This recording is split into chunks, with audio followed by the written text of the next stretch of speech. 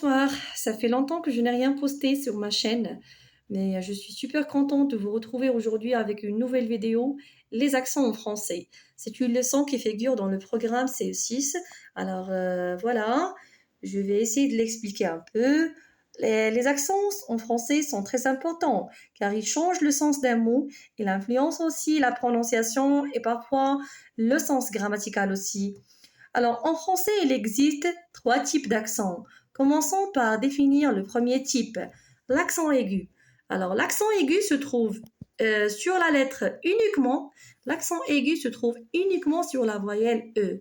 Il indique que le E se prononce E, comme par exemple été, télé, bébé. Deuxième type d'accent, l'accent grave. Alors, l'accent grave, il peut s'installer, il peut se mettre sur les lettres suivantes. E, A, U. Sur le E, il se prononce E. Sur A et E, il ne change pas de prononciation, bien sûr, mais il permet de faire la distinction entre les mots. Pourquoi? Quand on met l'accent sur le A, ça permet de faire la différence entre l'auxiliaire avoir conjugué à la troisième personne du singulier au présent de l'indicatif et la préposition à. Quand on met aussi l'accent sur le U, ça permet de faire la différence entre le lieu où et le choix où. La conjonction de coordination qui permet de faire le choix entre deux éléments. Troisième type d'accent, c'est l'accent circonflexe. Alors, l'accent circonflexe, il peut aussi se retrouver sur toutes les voyelles. Alors, l'accent circonflexe, on trouve l'accent sur toutes les voyelles. Il indique souvent qu'une ancienne lettre S a disparu. Par exemple, forêt, hôpital, cou. On a l'impression comme si on a la lettre S dans le mot et vraiment, il a disparu.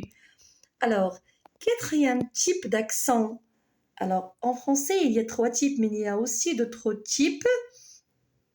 Dans le programme des CE6, il y a trois types. Mais là, dans la vidéo, j'ai essayé d'aborder tous les accents qui se trouvent en langue française.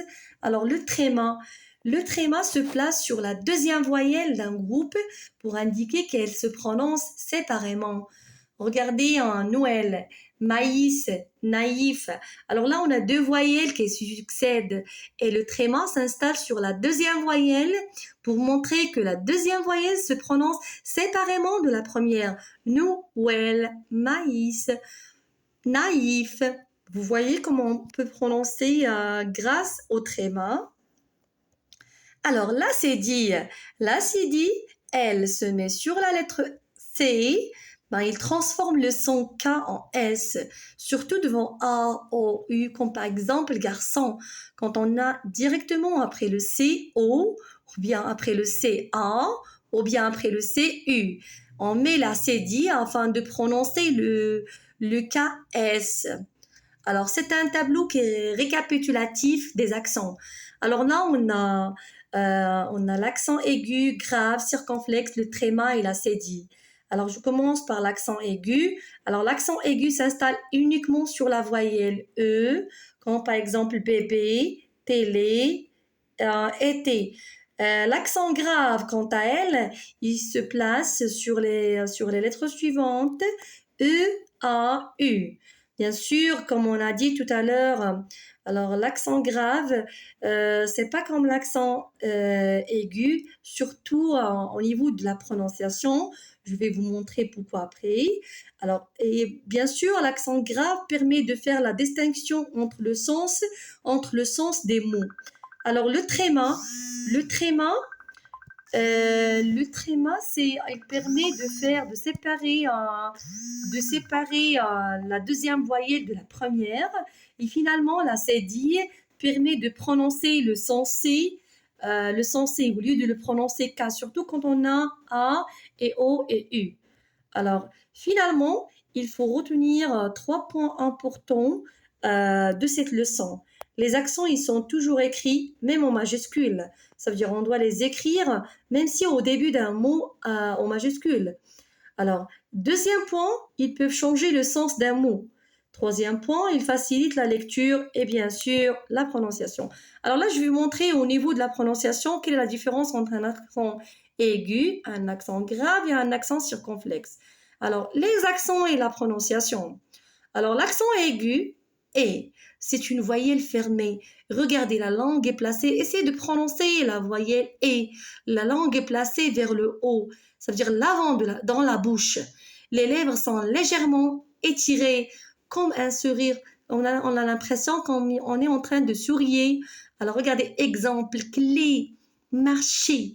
Alors, son plus fermé et tendu. Mais regardez l'accent grave. L'accent grave, c'est une voyelle qui est ouverte. La langue, elle est plus basse, c'est plus avancé que pour eux. La bouche, elle est ouverte. Père, mère, très. Alors, ce son est plus souvent comme si on relâchait la voyelle. Alors, accent circonflexe, c'est une voyelle longue ou marquée.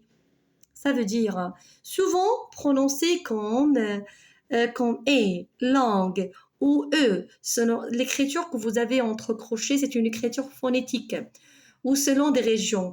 Alors la mécanique articulatoire est proche du E, mais la voyelle est proche du E, mais parfois plus tendue, plus longue. Forêt, fête, il est proche du E, mais il est plus tendu. Regardez, accent, il est souvent lié à une durée ou une précision du son. Alors, c'est un schéma qui simplifie de la bouche. Alors, l'accent aigu, on a la bouche entièrement fermée, la langue elle est haute. Pour l'accent grave, on a la bouche plus ouverte, comme par exemple père, mère, rivière, terre. Alors la langue elle est plus basse. L'accent circonflexe, comme par exemple gâteau, comme par exemple forêt, comme par exemple euh, euh, forêt, gâteau, etc., etc. Donc regardez, parfois on a entre les deux. Ni fermé, ni la bouche fermée, ni ouverte. Parfois, il est plus lent. Vous voyez la différence? Alors, j'espère que vous avez bien compris la leçon d'aujourd'hui. Alors, prenez note. N'oubliez pas de prendre note et de vous entraîner un peu.